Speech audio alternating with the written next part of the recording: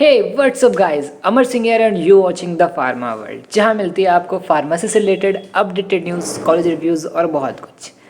तो गाइस, जैसा कि मैंने आप सबसे प्रॉमिस किया था कि हमारा न्यू ईयर के साथ न्यू रेजोल्यूशन कुछ खास होने वाला है, तो मैं आज उसको रिवील करने वाला हूँ कि हमारे चैनल पे आपको ह्यूमन एनाटॉमी एंड फिजियोलॉजी के लेक्चर मिलेंगे, वो भी दिन में 2 बार, मतलब सुबह एक बार और एक बार शाम में।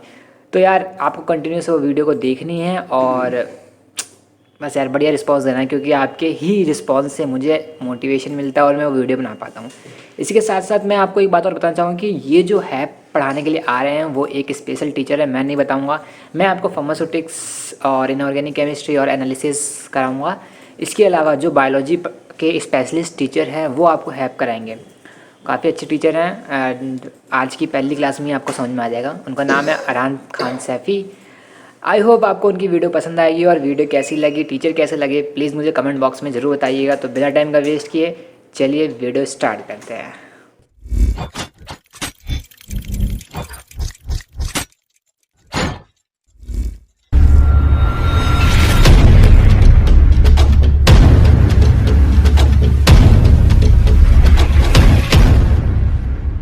तो चलो दोस्तों, क्लास को शुरू करते हैं। The Delhi institute of pharmaceutical science and research. जैसे कि आप स्क्रीन पर देख पा रहे हैं, आपका चैनल फार्मा वर्ल्ड। तो हम शुरू करने वाले हैं first semester human anatomy and physiology. और ये नोट्स भाई अपने ही हैं, तो किसी को भी अगर नोट चाहिए तो वो क्या करेगा, डिस्क्रिप्शन से जाके डाउनलोड कर लेगा, क्योंकि यार नोट्स का होना बहुत ज़रूरी है। अब हमारे पास जो है 2 तरह के स्टूडेंट होंगे, एक जिन्होंने 12th पास करी है मैथ लेके, और जिन्होंने 12th पास करी है बायो लेके। और कुछ लेजेंडरी बच्चे हमारे जैसे ऐसे भी होंगे यार जिन्होंने मैथ भी ली थी और बायोलॉजी भी ली थी। तो बायो वालों को तो क्या है, ये सब्जेक्ट थोड़ा समझ में आ जाता है, लेकिन मैथ वालों के लिए ये सब्जेक्ट दिक्कत का सामना करना पड़ जाता है, क्योंकि मैथ वालों को जो है थोड़ी सी दिक्कत आती है ह्यूमन एनाटॉमी एंड फिजियोलॉजी में। तो आपका ये भाई जो है इस सब्जेक्ट को जो है आसान बनाने की पूरी कोशिश करेगा। तो चलो यार बिना किसी टाइम वेस्ट किए चैप्टर स्टार्ट करते हैं। तो सबसे पहले हम फर्स्ट सेमेस्टर में हम पढ़ने वाले क्या, ह्यूमन एनाटॉमी एंड फिजियोलॉजी। ठीक है, उसमें हम पढ़ेंगे यूनिट 1। क्या पढ़ेंगे? यूनिट 1। ठीक है, तो वो डिवाइडेड है 3 पार्ट्स में। यूनिट 1 डिवाइडेड है 3 पार्ट्स में, जिसमें सबसे पहले बात करेंगे इंट्रोडक्शन की, फिर सेल्यूलर लेवल की, फिर टिश्यू लेवल की। यानी कि ह्यूमन बॉडी के सबसे पहले इंट्रोडक्शन की बात करेंगे। तो इस वाले लेक्चर में हमारा बेसिकली फोकस होगा किस पे? इंट्रोडक्शन पे। सेल्यूलर लेवल और टिश्यू लेवल की बात हम अगले लेक्चर्स में करेंगे, ठीक है ना, कि सेल्स कैसे जो है ऑर्गेनाइज होती हैं, सेल के अंदर क्या होता है, और सेल मिलके फिर टिश्यू जो है बनाती हैं, और टिश्यू के स्पेसिफिक फंक्शन, ये सब बात जो है हम अगले लेक्चर में बात करेंगे, ठीक है ना। तो इस लेक्चर में हम बेसिकली सिर्फ फोकस करेंगे किसके ऊपर? इंट्रोडक्शन के ऊपर फोकस करेंगे। किस पे फोकस करेंगे? इंट्रोडक्शन पे, ठीक है। तो चलो यार शुरू करते हैं कि introduction of human anatomy and physiology. तो कोई इंट्रोडक्शन से पहले मैं कुछ बेसिक टर्म्स बता देता हूँ कि एनाटॉमी का मतलब क्या होता है और फिजियोलॉजी का मतलब क्या होता है। तो जैसे कि यार वर्ड्स अपने आप में ही बता रहे हैं, एनाटॉमी मतलब the study of internal structure. Anatomy मतलब क्या होता है? इंटरनल स्ट्रक्चर की स्टडी। किसकी स्टडी? इंटरनल स्ट्रक्चर की स्टडी, ठीक है ना। यानी कि हमारी बॉडी में जितने भी ऑर्गन्स हैं या ऑर्गन सिस्टम है, अगर उनकी जो है हम साइंटिफिक स्टडी करें, यानी कि उनके इंटरनल स्ट्रक्चर्स के बारे में डिटेल स्टडी करें, तो उसे हम क्या बोलते हैं? एनाटॉमी बोलते हैं। वहीं फिजियोलॉजी क्या होती है? उन ऑर्गन्स या ऑर्गन सिस्टम के फंक्शन को समझने की कोशिश करें तो उसे क्या बोलते हैं? फिजियोलॉजी बोलते हैं। क्या बोलते हैं? फिजियोलॉजी, ठीक है ना। यानी कि जो ऑर्गन्स हैं या तुम्हारा बेसिकली कोई भी ऑर्गन सिस्टम है, तो उस ऑर्गन या ऑर्गन सिस्टम के अगर हम स्ट्रक्चर को साइंटिफिक स्टडी कर रहे हैं, यानी कि उसके इंटरनल स्ट्रक्चर को समझने की कोशिश कर रहे हैं, तो उसे एनाटॉमी बोलते हैं। वहीं उस ऑर्गन या ऑर्गन सिस्टम के फंक्शन को समझने की कोशिश कर रहे हैं, यानी कि उसका नॉर्मल फंक्शन क्या है, वो क्या काम करता है, तो उसको हम क्या बोलते हैं? फिजियोलॉजी बोलते हैं। तो आई होप समझ में आ गया होगा सबको, ठीक है ना। तो ब्रांचेज ऑफ साइंस क्या है? There are 2 type of branches. किसके अंदर बात हो रही है? ह्यूमन एनाटॉमी एंड फिजियोलॉजी में। तो पहली ब्रांच हम पढ़ेंगे क्या? एनाटॉमी पढ़ेंगे। दूसरी क्या पढ़ेंगे? फिजियोलॉजी पढ़ेंगे, ठीक है। तो सबसे पहले बात करते हैं एनाटॉमी की। किसकी बात कर रहे हैं? एनाटॉमी की। तो मैंने बताया एनाटॉमी क्या होती है? It is the scientific study of structure of a human body.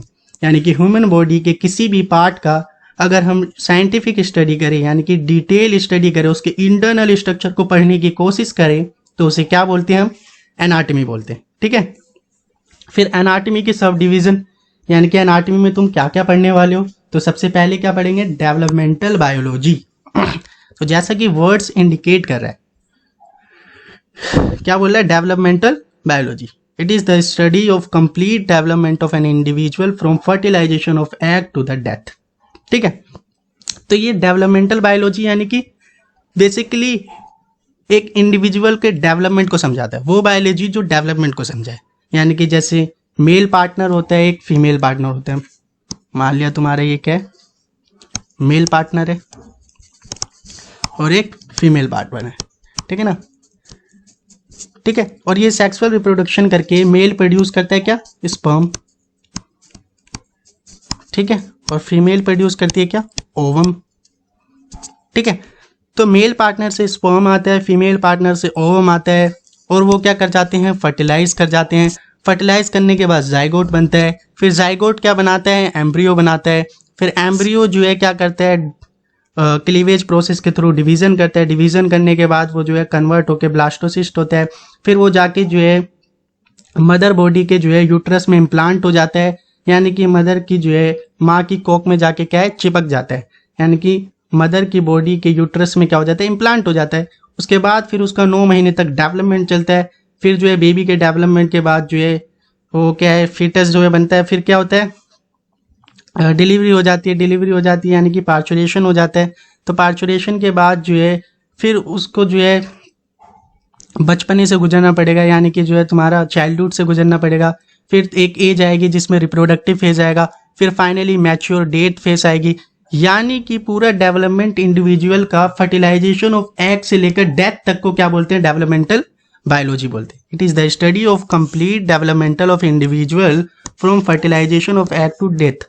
यानी कि एग के फर्टिलाइजेशन से लेकर एक इंडिविजुअल के बनने से लेकर उसके डेथ तक के टाइम को क्या बोलते हैं हम, डेवलपमेंटल बायोलॉजी बोलते हैं। समझ में आ गया सबको, ठीक है।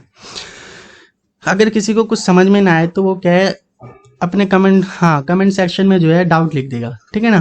तो जो है अगली क्लास में जो भी वैलिड डाउट्स होंगे उनको जो है हम डिस्कस कर लिया करेंगे, ठीक है ना। क्लास शुरू होने से पहले हम जो है डाउट्स डिस्कस कर लेंगे, ठीक है। तो अगला क्या है, सेल बायोलॉजी। अगला क्या है, सेल बायोलॉजी।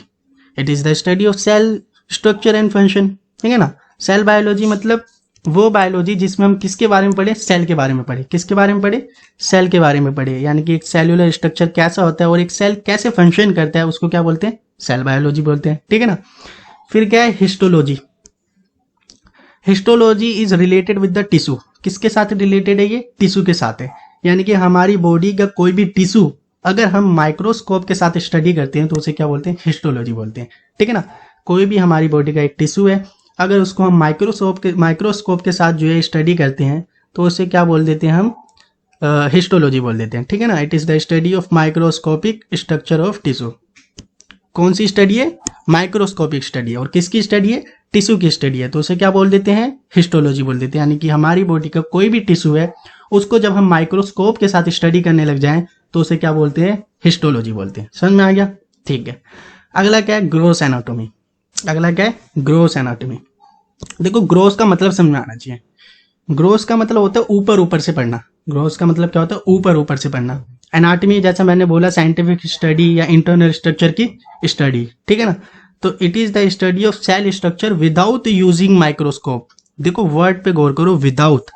मैंने बोला ना ग्रोस का मतलब क्या होता है, ऊपर ऊपर से पढ़ना।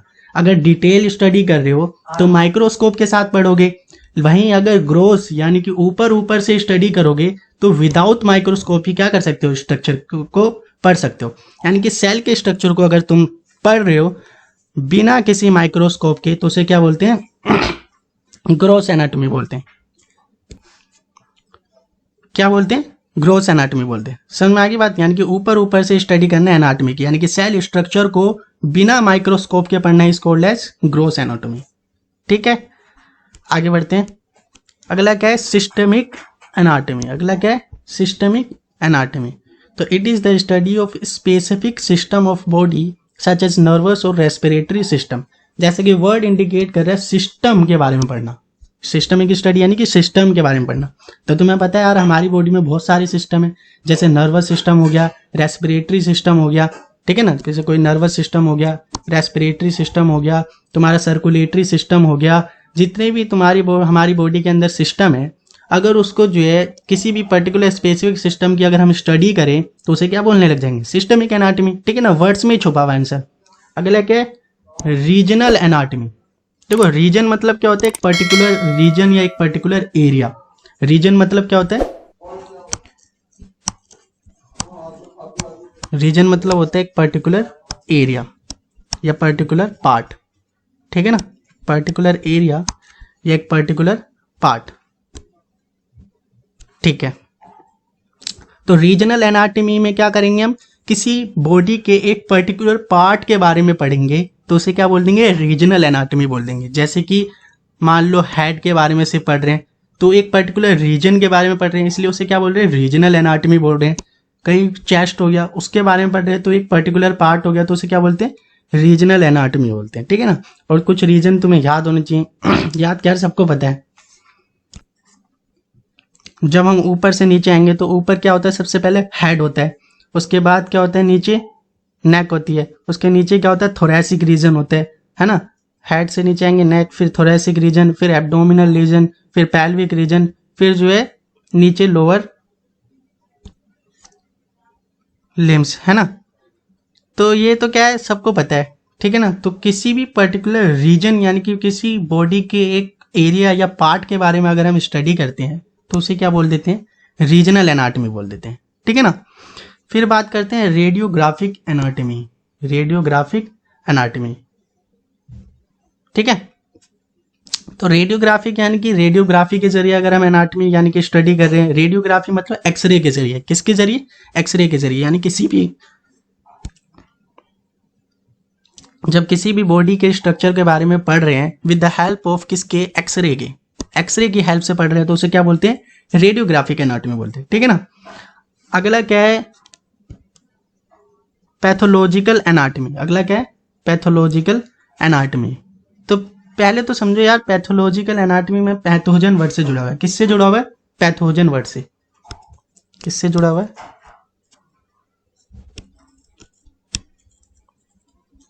पैथोजन। तो यार ये पता होना चाहिए कि पैथोजन होता क्या है। ठीक है ना, तो देखो हमें जितनी भी कोई डिजीज होती है, हमें जो कोई भी डिजीज होती है, तो डिजीज कौन करते हैं, माइक्रो ऑर्गेनिज्म करते हैं, तो उन्हें क्या बोलते हैं, पैथोजन बोलते हैं। उन्हें क्या बोलते हैं, हम पैथोजन बोलते हैं। यानी कि डिजीज कोजिंग माइक्रो ऑर्गेनिजम्स को क्या बोलते हैं, पैथोजन बोलते हैं। ठीक है ना, तो पैथोलॉजिकल एनाटॉमी मतलब it is the study of structural changes associated with the disease. यानी कि जो भी पैथोजन हमारी बॉडी के किसी स्ट्रक्चर को या पार्ट्स को जिस हिसाब से चेंज कर रहे हैं उसकी स्टडी को क्या बोलते हैं, पैथोलॉजिकल स्टडी बोलते हैं। यानी कि पैथोजन ने हमारी बॉडी के किसी पार्ट्स को क्या अफेक्ट किया, तो वो किस तरीके से अफेक्ट हो रहा है, या हमारी बॉडी में कोई चेंजेस आ रहे हैं किसी डिजीज कोजिंग माइक्रो ऑर्गेनिज्म यानी कि पैथोजन की वजह से, तो हमारी बॉडी में क्या क्या अलग अलग चेंजेस आ रहे हैं उस माइक्रोब्स की वजह से या उस पैथोजन की वजह से, तो उस एनाटॉमी को पढ़ने को क्या बोलते हैं, पैथोलॉजिकल एनाटॉमी। यानी कि पैथोजन की वजह से हमारी बॉडी के स्ट्रक्चरल चेंजेस जो आ रहे हैं उसकी एनाटॉमी को पढ़ने के लिए क्या बोलते हैं, पैथोलॉजिकल एनाटॉमी। यानी कि it is related with the क्या, पैथोजन। ठीक है, डिजीज कोजिंग माइक्रो ऑर्गेनिज्म से रिलेटेड एनाटॉमी को पढ़ने को क्या बोलते हैं, पैथोलॉजिकल एनाटॉमी। ठीक है ना, वर्ड्स में आंसर छुपा हुआ है। फिर क्या है, एम्ब्रियोलॉजी। ठीक है ना, एम्ब्रियोलॉजी मतलब it is the study of first 8 weeks of human development. यानी कि जो है मदर बॉडी में, जैसे मैंने बताया था कि एम्ब्रियो क्या हो जाता है, डेवलप करते हैं। एम्ब्रियो क्या करते हैं, माँ के यूट्रस में यानी कि मदर बॉडी के यूट्रस में क्या करते हैं, डेवलप करते हैं अपने आप को, है ना। तो 8 वीक्स तक वो क्या रहता है, एम्ब्रियो रहता है। यानी कि तुम्हारा कम से कम सेकेंड ट्राइमेस्टर तक, है ना, 9 मंथ की प्रेगनेंसी में जो स्टार्टिंग के 2 से 2.5 मंथ होते हैं उसमें वो एम्ब्रियो होता है। एम्ब्रियो इन द सेंस इतना ज़्यादा डेवलपमेंट नहीं होता है, लेकिन सेकंड से थर्ड ट्राइमेस्टर यानी कि जो अगला लास्ट स्टेज होती है उसमें अधिकतर डेवलपमेंट थर्ड वाले में क्या हो जाता है, अधिकतर डेवलपमेंट हो जाता है। यानी कि बॉडी के लिम्स विम्स बन जाते हैं, यानी कि बेबी का डेवलपमेंट होने लगता है, तो उसको हम एम्ब्रियो नहीं बोल सकते फिर।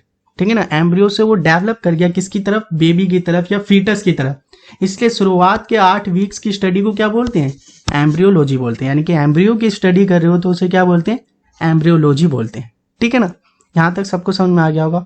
ठीक है, तो एक बार रिकैप कर लेते हैं।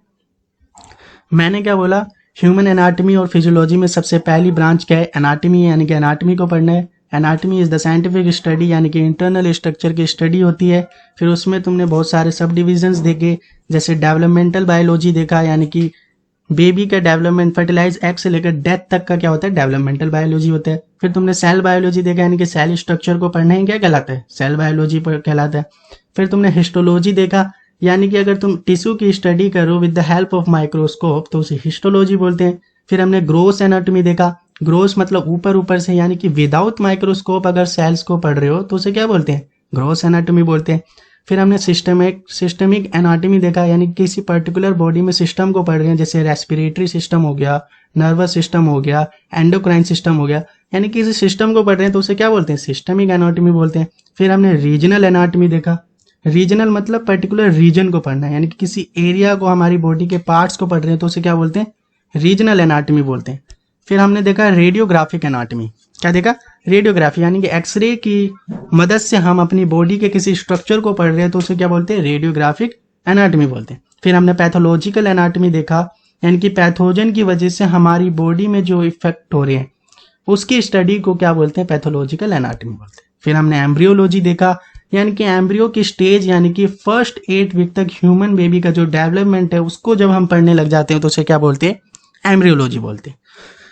ठीक है, यहाँ तक सबको समझ में आ गया। अब बात करते हैं फिजियोलॉजी की।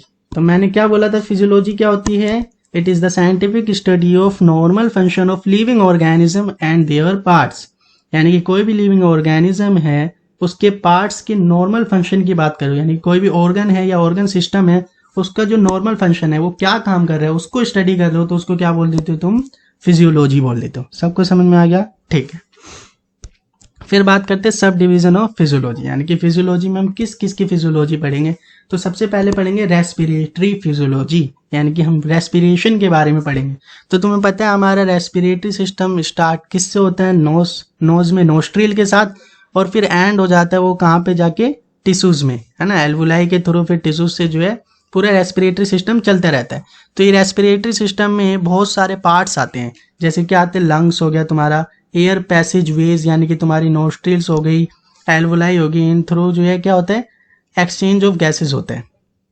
तो बात सिंपल सी यार, रेस्पिरेटरी सिस्टम में जितने भी पार्ट्स आते हैं, रेस्पिरेटरी सिस्टम में जितने भी पार्ट्स आते हैं, अगर तुम उनकी फंक्शन की स्टडी करने लग जाओ तो उसे क्या बोल देंगे, रेस्पिरेटरी फिजियोलॉजी। फिजियोलॉजी मतलब क्या, फंक्शन की स्टडी, और रेस्पिरेटरी यानी कि रेस्पिरेटरी सिस्टम को पढ़ रहे हो तो उसे क्या बोल देंगे, रेस्पिरेटरी फिजियोलॉजी बोल देंगे।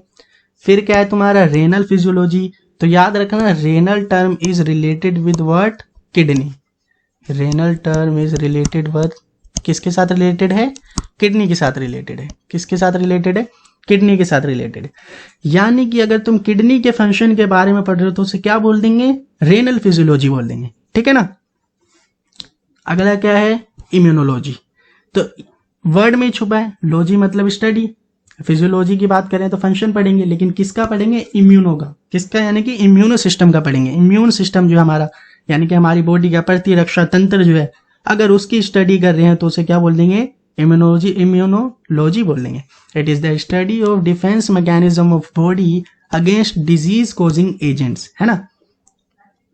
हमारा डिफेंस मैकेनिज्म किसके अगेंस्ट होता है, डिजीज कॉजिंग माइक्रोस्कोप, वही तुम्हारे पैथोजन होते हैं, पैथोजन के खिलाफ होता है ना।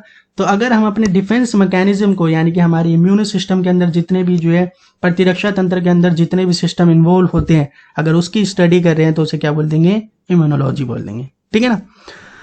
अगला क्या है, एक्सरसाइज फिजियोलॉजी। देखो एक तो नॉर्मल सी फिजियोलॉजी होती है, यानी कि हमारी बॉडी के जो है जितने भी पार्ट्स हैं या जितने भी सिस्टम हैं, जैसे रेस्पिरेटरी सिस्टम हो गया, रेनल सिस्टम हो गया, इम्यून सिस्टम हो गया, न्यूरो सिस्टम हो गया, कार्डियोवास्कुलर सिस्टम हो गया, इन सब के बारे में अगर हम नॉर्मल स्टडी कर रहे हैं तो उसे फिजियोलॉजी बोलते हैं। वही अगर ये स्टडी हम एक्सरसाइज करने के बाद देखें तो उसको क्या बोलेंगे, एक्सरसाइज फिजियोलॉजी बोलेंगे। अब फर्क क्या आ जाता है, अगर कोई नॉर्मल फंक्शन देखें हम अपनी बॉडी के पार्ट्स का तो वो नॉर्मल होगा, वहीं एक्सरसाइज के बाद कुछ चीज़ें बढ़ जाती हैं। फॉर एग्जांपल रेस्पिरेटरी रेट जो है नॉर्मल फिजियोलॉजी में, यानी कि अगर हम नॉर्मली पढ़ें तो जो है सामान्य होगा, यानी कि नॉर्मल होगा। वहीं एक्सरसाइज के बाद हमारा रेस्पिरेटरी सिस्टम तेज काम करने लग जाते हैं, यानी कि ब्रीदिंग एक्सचेंज क्या हो जाता है, तेज हो जाता है ना। और अगर हम बात करें नॉर्मली बिना एक्सरसाइज के, तो हमारे जो है हार्ट बीट भी क्या रहती है, नॉर्मल रहती है 72 के आसपास, ठीक है ना, पर मिनट। लेकिन वहीं एक्सरसाइज के बाद क्या होता है कि तुम्हारा जो है ब्रीथिंग रेट के साथ साथ क्या होता है, हमारी हार्ट बीट भी क्या हो जाती है, बढ़ जाती है। यानी कि हमारा जो है कार्डियोवास्कुलर सिस्टम भी क्या करने लग जाता है, तेज काम करने लग जाता है। क्योंकि क्या हो जाता है, रेट जो है हर चीज का बढ़ जाता है, यानी बॉडी के अंदर जो है सर्कुलेटरी सिस्टम भी तेज काम करने लग जाता है। तो एक्सरसाइज के बाद जो है हमारे जितने भी सेल हैं या टिश्यूज हैं या ऑर्गन्स हैं, उनके अंदर क्या होता है, धीरे धीरे चेंज आने लग जाता है एक्सरसाइज की वजह से। क्योंकि डिमांड क्या है, बॉडी की बढ़ने लग जाती है। डिमांड क्या है, बढ़ने लग जाती है। जैसे कि नॉर्मल में क्या होता है, ऑक्सीजन की अमाउंट कम चाहिए होती है। वहीं एक बंदा क्या है, एक्सरसाइज कर रहा है, तो उसको क्या है, डिमांड बढ़ जाएगी ऑक्सीजन की। तो उसको रेस्पिरेटरी सिस्टम को क्या करना पड़ेगा, फास्ट करना पड़ेगा। ब्रीदिंग रेट को क्या करना पड़ेगा, फास्ट करना पड़ेगा। इसलिए एक्सरसाइज फिजियोलॉजी क्या है, it is the study of changes in cell and organ function as a result of exercise. यानी कि एक्सरसाइज के बाद हमारी सेल्स या टिश्यूज या ऑर्गन सिस्टम के अंदर जो चेंजेस आने लग जाते हैं, उसकी स्टडी को हम पढ़ते हैं तो क्या बोलते हैं, एक्सरसाइज फिजियोलॉजी, यानी कि फिजियोलॉजी आफ्टर द एक्सरसाइज। ठीक है, सबको समझ में आ गया, ठीक है। अब बात करते हैं न्यूरोफिजियोलॉजी। तो वर्ड ही क्या बोल रहे हैं, नर्वस सिस्टम के बारे में पढ़ेंगे तो क्या बोलेंगे, न्यूरोफिजियोलॉजी। यानी कि नर्वस सिस्टम के फंक्शन को पढ़ना ही क्या कहलाते हैं, न्यूरोफिजियोलॉजी कहलाते हैं। पैथोफिजियोलॉजी क्या होता है, देखो फिजियोलॉजी यानी फंक्शन पढ़ना है। अब पैथो मैंने बताया था रिलेटेड विद द पैथोजन, यानी कि डिजीज कोजिंग माइक्रो ऑर्गेनिज्म। तो it is the study of functional changes associated with the disease, यानी कि डिजीज की वजह से जो भी हमारी बॉडी में चेंजेस आ रहे हैं, तो उसकी फंक्शनल चेंजेस, यानी कि उस चेंज की वजह से जो फंक्शन हो रहा है, उसको क्या बोलते हैं, पैथोफिजियोलॉजी, यानी कि रिलेटेड विद द पैथोजन। ठीक है, फिर क्या है, कार्डियोवास्कुलर फिजियोलॉजी। कार्डियोवास्कुलर किससे रिलेटेड है, हार्ट से। किससे रिलेटेड है, हार्ट से रिलेटेड है।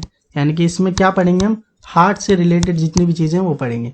यानी कि वो फिजियोलॉजी जो किसके बारे में बताया, हार्ट और ब्लड वेसल के फंक्शन के बारे में बताया, उसे क्या बोलते हैं, कार्डियोवास्कुलर फिजियोलॉजी। यानी कि कार्डियोवास्कुलर फिजियोलॉजी में क्या होता है, देखो हार्ट मतलब होता है कार्डियक, हार्ट मतलब क्या होता है, कार्डियक, ठीक है ना। वस्कुलर मतलब related with the vessels, vascular मतलब वो सिस्टम जो ब्लड को इधर से उधर ले जाए। तो कार्डियोवास्कुलर में क्या करेंगे, हार्ट और ब्लड वेसल, जितनी भी आर्टरीज, वीन्स और तुम्हारी जो है कैपिलरीज है, यानी कि जितनी भी ब्लड वेसल्स है, उनके फंक्शन की स्टडी करेंगे तो क्या बोल देंगे, उसे कार्डियोवास्कुलर फिजियोलॉजी बोल देंगे। ठीक है, तो हमारा लास्ट क्या है, एंडोक्राइनोलॉजी। तो मैंने बताया था, नहीं बताया तो अब बता देता हूँ यार। एंडोक्राइन मतलब क्या होता है, हार्मोन से रिलेटेड। किससे रिलेटेड, हार्मोन से रिलेटेड। यानी कि वो स्टडी जो रिलेटेड हो हार्मोन से और उसके कंट्रोल, जो हमारी बॉडी फंक्शन में हार्मोन्स का जितना भी काम है, अगर उसकी स्टडी करने लग जाएंगे तो उसे क्या बोल देंगे, एंडोक्राइनोलॉजी। सिंपल सी बात है, endocrine system is related with word hormones. यानी कि हार्मोन्स का फंक्शन हमारी बॉडी में जो कुछ भी है वो किसके अंदर आ जाएगा, एंडोक्राइनोलॉजी। ठीक है ना। अब क्या है, लेवल ऑफ स्ट्रक्चरल ऑर्गेनाइजेशन। ठीक है, तो इससे क्या करेंगे हम अगली क्लास में कवर करते हैं। ठीक है, आज के लिए इतना ही काफ़ी है। ठीक है यार, तो जितना भी अभी तक पढ़ा है उसको क्या है, एक बार रीड कर लेना। ठीक है, जितना भी पढ़ा सबको एक बार रिवाइज कर लेना। और कोई भी डाउट बने तो यार कमेंट सेक्शन में अपना डाउट लिख देना, जो भी वैलिड डाउट होगा, तो उसको जो है अगली क्लास में हम क्या है डिस्कस कर लेंगे। ठीक है, तो जो भी डाउट हो उसको लिख देना। ठीक है, घर पे रहो, सेफ रहो, ओके, और पढ़ते रहो। All the best.